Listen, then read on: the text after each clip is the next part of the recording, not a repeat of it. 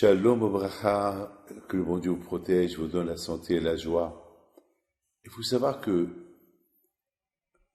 le visage du tzaddik, il a un impact. Moi, dans ma vie, j'ai vu 4 fois tzaddikim dans ma vie. Des grands tzaddikim, lorsque j'étais petit. Et ça a donné un impact sur moi jusqu'à maintenant. Jusqu'à maintenant, je pense à eux. Jusqu'à maintenant, je pense à eux. Alors, il y a certains tzaddikim qui ont un impact sur moi à travers leurs livres. J'ai lu leurs livres et je vois la grandeur de ces tzaddikim. Les histoires des tzaddikim, ils font un grand impact sur moi. Il y a beaucoup de gens qui me posent une question, comment peut-on avoir la crainte de Dieu? Je leur dis, pour avoir la crainte de Dieu, il faut lire les histoires des tzaddikim. La vie des tzaddikim, comment les tzaddikim ils ont vécu. Au lieu que vos enfants y voient des films, Mickey Mouse et Tom et Jerry, le soir avant d'aller dormir, racontez leur petite histoire d'un tzaddik. Aujourd'hui, il y a des vidéos, des histoires des tzaddikim. Pourquoi pas? Au moins qui dort avec la émouna. Le problème qu'il y a en Amérique, en Israël, en France, c'est que la nouvelle génération des jeunes aujourd'hui, ils sont de les écoles pas juives et il n'y a rien qui les connecte avec le bon Dieu. Il n'y a rien qui les connecte avec le bon Dieu. Ils sont connectés avec Tom et Jerry, ils sont connectés avec des films.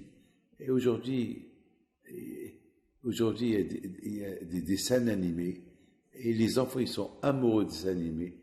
Et ça va, on peut leur montrer un peu, mais attends, mais le plus important, le judaïsme, Abraham, Yitzhak, Yaakov, les histoires, la vie juive, et c'est important. Nous, grâce à Dieu, moi, je vous dis quelque chose. Moi, j'ai grandi à Essaouira. À Essaouira, on n'avait rien du tout. Rien, pas de télévision. On n'avait même pas le frigidaire. L'électricité qui se copie tout le temps. Pas de salle de bain. Pas de toilette. On n'avait que des seaux. On n'avait rien. La maison était vide. Il n'y avait que des lits, une table et des chaises. Et pas d'armoire. Il n'y a rien. La maison, ma mère, ça lui prenait 2 heures pour cachériser la maison du Hametz. Il n'y avait rien. On mangeait de jour en jour. Il n'y avait pas des grands frigidaires où stocker le manger, tout ça. Il n'y avait rien de tout ça. Il n'y avait rien de tout ça. La première fois que j'ai vu un glaçon de ma vie, j'étais étonné. J'avais 8 ans. Un glaçon. Ça m'a étonné. À l'époque, on a nommé le frigidaire l'armoire qui fabrique des glaçons.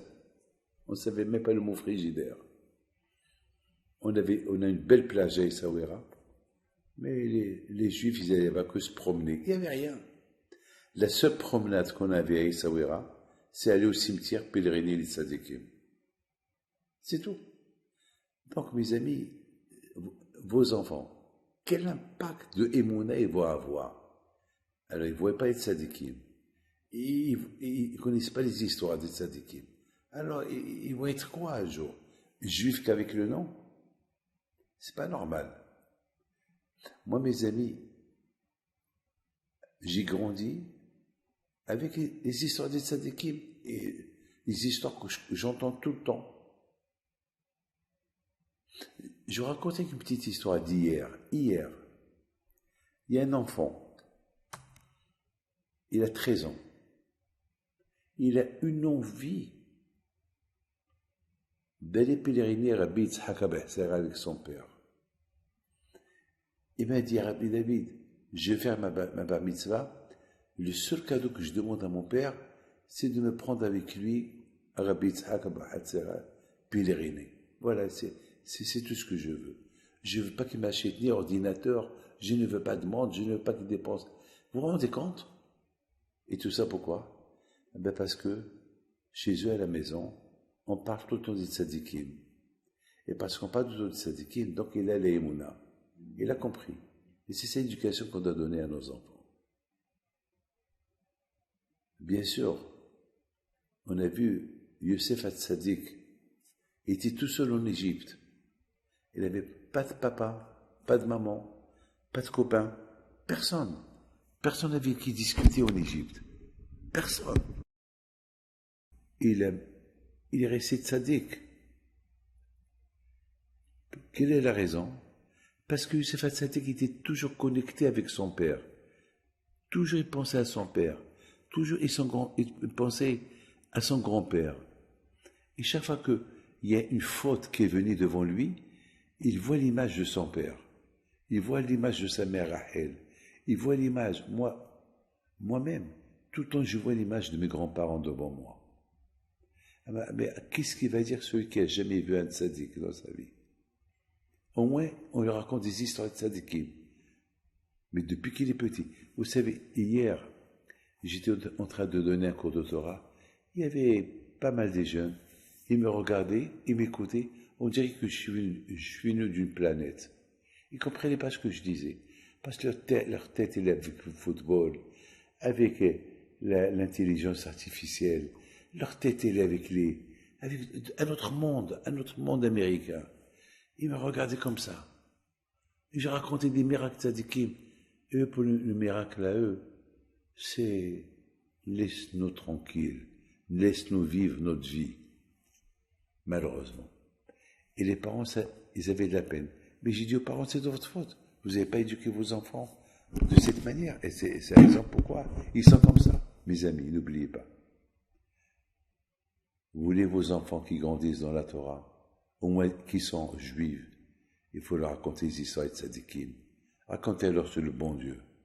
Comment les tzadikim étaient connectés à Hachem. Et vous n'allez pas être déçus. Que Hachem vous protège à mes créations.